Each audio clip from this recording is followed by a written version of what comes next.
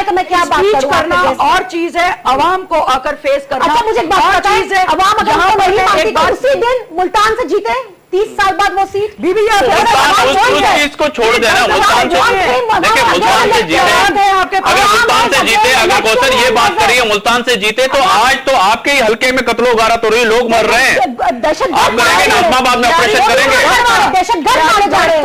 आप औरंगी में ऑपरेशन करेंगे, औरंगी में करेंगे, कस्बा में करेंगे ऑपरेशन। हर जगह ऑपरेशन शुरू हो गया है, हर जगह ऑपरेशन शुरू हो रहा है।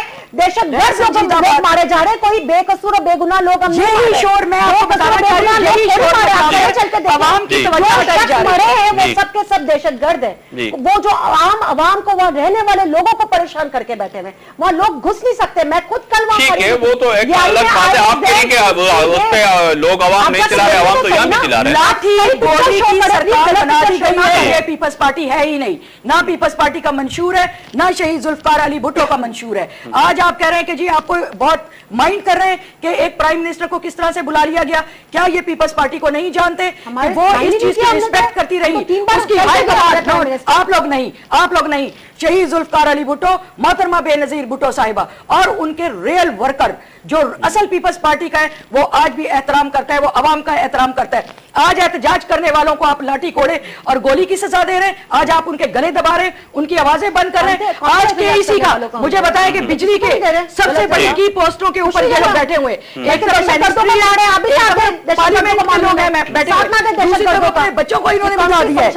और यहाँ पे नेशनल पीपल्स पार्टी उनको बोले चले लियारी में, मैं 3 दिन से मौजूद थी, मेरे साथ चले दहशतगर्दों को। लियारी में क्या चले, लियारी से हमने 10 दफा आपको जितवाया। कौन दहशतगर्द बन गए दीदी, नाम तो नहीं दहशतगर्द कौन बन गए।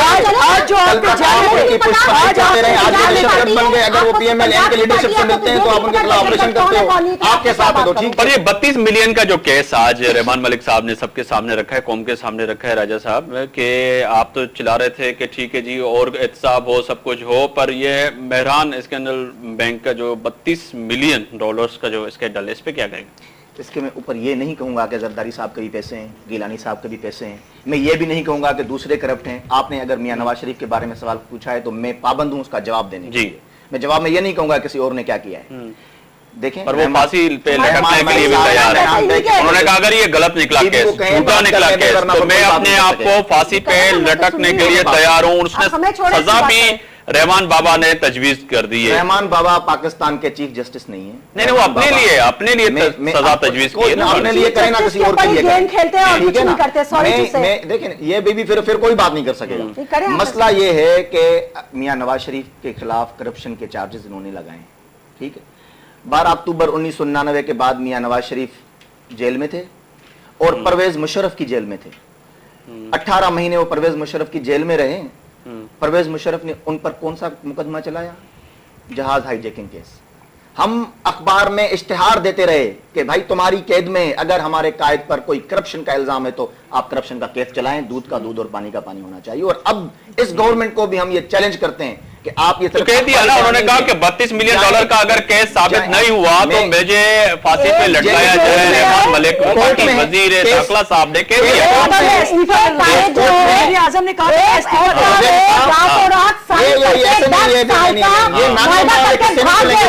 एक दिन अपने कारकुनों को जेल के वजह से इनका एक लीडर था पाकिस्तान के लोग बादशाह हैं। टीवी के ऊपर देखिए कोर्ट फैसला आने दें, मनोन तस्लीम करेंगे, इनकी तरह नहीं कि कह के फिर मुकर जाएंगे।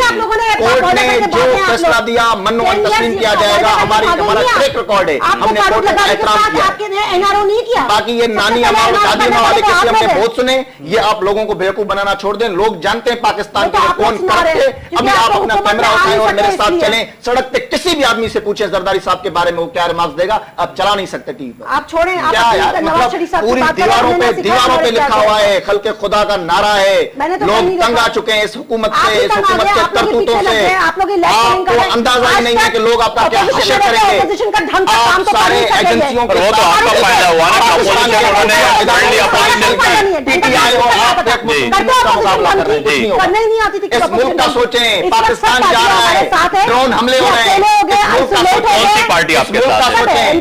पाकिस्तान जा रहा है, हाथों से जा रहा है, बलूचिस्तान जो हुकूमत में साथ दे रहे लोग पहाड़ों पे चले गए, सिंध में अलग किस्म सोच बढ़ रही है, पाकिस्तान के बारे में सोच रही है, ये सिर्फ अपनी आगे सीट के बारे में सोचते हैं। और नहीं जी, हम सीटें इसी कैबिनेट में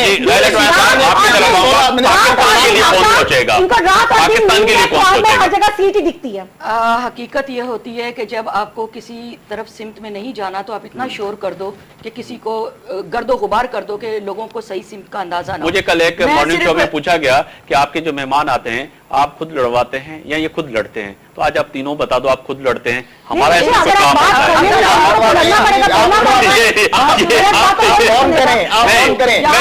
मैं तो रोक रहा हूँ, ये मुझसे सवाल हुआ था इसलिए बीच में बोलेंगी, मैंने कह दिया था किसी को नहीं बोलने दूंगा। ये गलत बात है।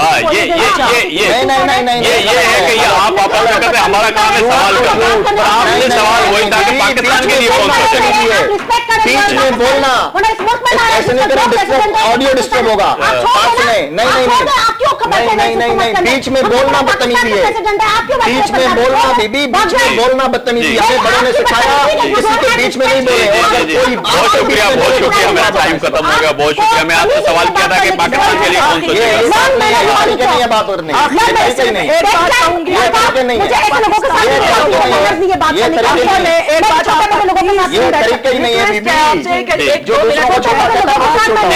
जिनको बात अगर नहीं सोचा गया, पाकिस्तान के बारे में इसी तरह शोर शराबा ये मचाते रहे, इससे कोई फर्क नहीं पड़ेगा। मगर जो बगावत हर गली कूचे के अंदर उठ गई है वो पाकिस्तान के लिए इंतहाई खतरनाक है और पाकिस्तान को हम किसी तौर पे डिवाइड नहीं होने देंगे। करने के लिए ये हमें हेल्प करे इंस्टेड ऑफ ये कि लेग पुलिंग करके हुकूमत में। अंसारी साहब और जस्टिस वजीर साहब का भी बहुत शुक्रिया कि उन्होंने हमें टाइम दिया। पर वही बात है कि पाकिस्तान के लिए सोचना पड़ेगा, नहीं सोचा तो जिस तरह राजा अंसारी साहब कह रहे थे कि इस वक्त मुल्क के अंदर एक तरफ अलहदगी तहरीक चल रही है, एक तरफ रोटी कपड़ा मकान का नारा पूरा होता हुआ नजर नहीं आ रहा और पंजाब में बिजली का क्राइसिस है। और अगर देखा जाए तो मुल्क में अब लोग हर तरफ ऐवान सदर और ऐवान वजीर आजम को देख रहे हैं कि वो उनके लिए काम करें और उन मुल्क और कौम के लोगों के लिए सोचें जिनको उन्होंने वोट देके ऐवानों में भेजा। आप इस पर भी सोचिएगा, मैं भी सोचूंगा।